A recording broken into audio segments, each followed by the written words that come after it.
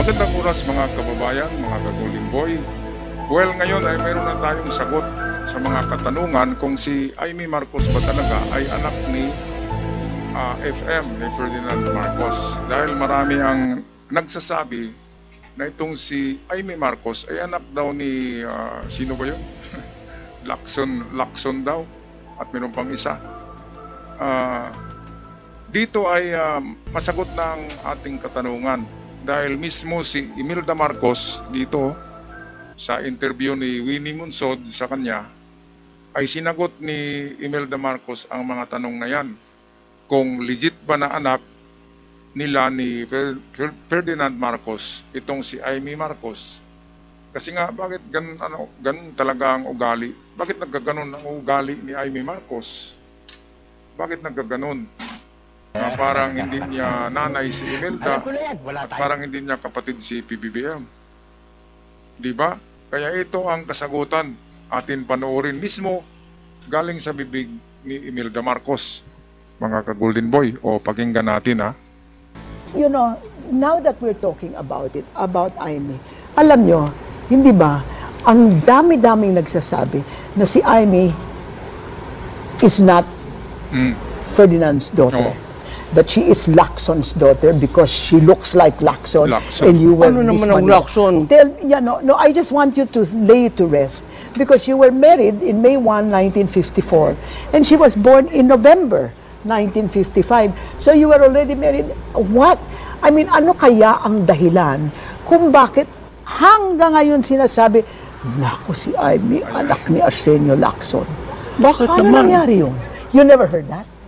You never heard that, that there was talk? I only saw Mr. Lacson twice in my life. Ayan, so sa ganong pananalita ay parang hindi anak ni Lacson eh.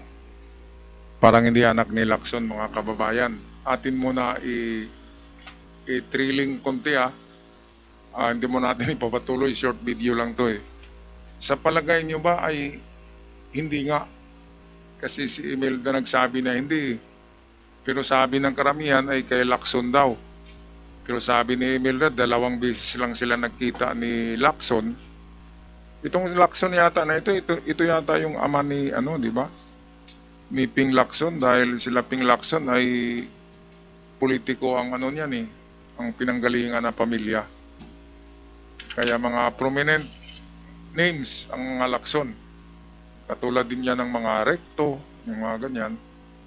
Kaya ito, maliwanagan na yung pag-iisip natin at hindi na tayo mag-iisip ng kung kaninong anak ba yung babalina na yan. Kasi hindi kamukha ni Imelda, hindi rin kamukha ni FM. Kanino ba talaga yan? Okay, ito. Pakinggan natin muli ang First Lady Imelda Marcos. Once, when there was a Miss Manila contest, Nanalo kayo? Hindi ba? Second. Kumuha si Lacson ng sila Amorsolo para beauty contest talaga. Lahat ng mga kandidato pinapili. Akong nanalo. Pero si Arsenio, yung in charge ng international beauty contest, meron siyang money contest. Meron lumabas doon. Tapos ang sabi ni Lacson, kung anong desisyon ng mga artist, yun ang kunin si Imelda. Sabi niya ganyan. Sabi ko, kasi at lalo na, mas maganda naman ito kaysa doon sa nanalo sa pera. Yun lang. That's the only time. And that's the only time you met him? The only twice. Wow, I've heard that so many times. And I said, ano ba? This girl was born in November 1955. You were married in May. Talaga. 54. Oh, 54. I know. Oo. And then, at saka, you were not fooling around. And I never fooled around. Yeah. Malinis ako. Ayan, so klarong-klaro mga kababayan. Malinis si Imelda. She never fooled around with another guys. Kaya yung Arsenio Lacson pala eh. I-search nyo nga kung ama ba talaga to ni Ping Lacson, kasi Arsenio Lacson. Madaling i-search lang yan, mga kababayan. Ako hindi rin ako sure eh. Ano ko lang yan. Guess ko lang na baka ama ni Ping Lacson to, si Arsenio. Okay, kaya klarong-klaro na mga kababayan, di ba? Okay, so tapusin natin ang video. Hindi ako. No, You no, were no. not- you were No, no, no, no. Ang stricto ng tatay ko. Ang But your tatay was dead already. Hindi pa yung dead. Namatay ang tatay ko. May asawa na ako. Tsaka ang tatay ko, my elder sister, You were puro not living with spinster. him, you were living with Danding. No. My elder sister, isa doktora, isa nan, isa abogada, puro spinster. Kasi anim kami Puro spinster. Puro spinster. Maganda Stricto ba sila? tatay ko, lahat sila magaganda kasi nanay nila mustisa. What about your grandchildren? Ilan ang grandchildren niyo? Para sa akin, yung grandchildren ko, walang kasalanan lahat. Lahat gwapo, lahat magaling, lahat lalaki kasi. Ayan, so, yun lang mga kababayan, ay napakaswerte pala nitong pamilya ng nila Imelda. Kasi lahat pala sila magaganda. Hindi ko nakita yung mga kapatid nito eh. Magaganda sila at ang kanilang pamilya pala ay prominente din. Nakita naman natin kanina yung ama niya, naka-Amerikana eh. Ibig sabihin, mayayaman din pala itong mga Imelda. Imelda Romualdez ang apelido niya, di ba, nung dalaga. Kaya atin balikan ang ugali ni Amy. Bakit ganun na lamang ang itong galit niya kay PBBM? Ikapatid pala sila eh. Yun ang sinabi ni Imelda. At kalimutan na natin yung Lacson, Arsenio Lacson na sinabing ama ni Imelda, hindi pala totoo yun. At well, ano kaya no?